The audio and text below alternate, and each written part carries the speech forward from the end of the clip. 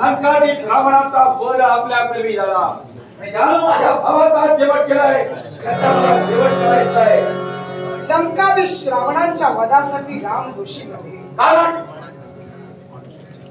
जसं मागितलं जातं तसं फळ मिळालं जातं. बोलण्याचा अर्थ स्पष्ट व्हावा.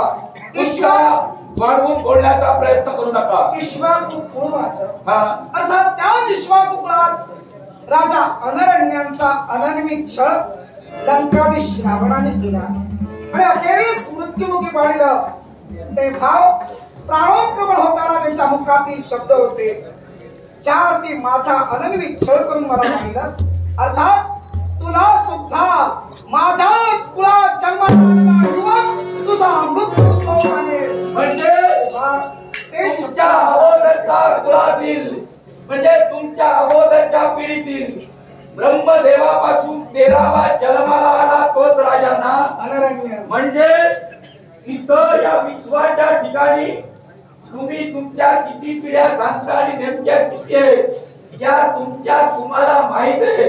मी तुमच्यावर बोट ठेवत नाही पण तुमच्या वाचन करू नका. 40 म्हणाल तर 65 सुद्धा मी ठरेल म्हणूनच म्हटलं. आणि हे जेव्हा 40 पिढी ही पिढीचा राम आहे तर मग 40 पिढ्याचा उल्लेख इतरत्र का करताय?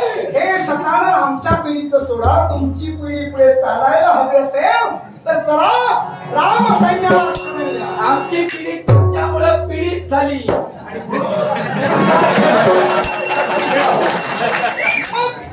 पीडित झालेली पिढी आपल्या जीविकाला सर्वांगाला कुठली पीडा न देता स्वर्गवासी होऊ दे. विभीषण तुमची पिढी चालवायला तुम्हाला स्वर्गवासी केल्याशिवाय माझ्या मला पाहिजे.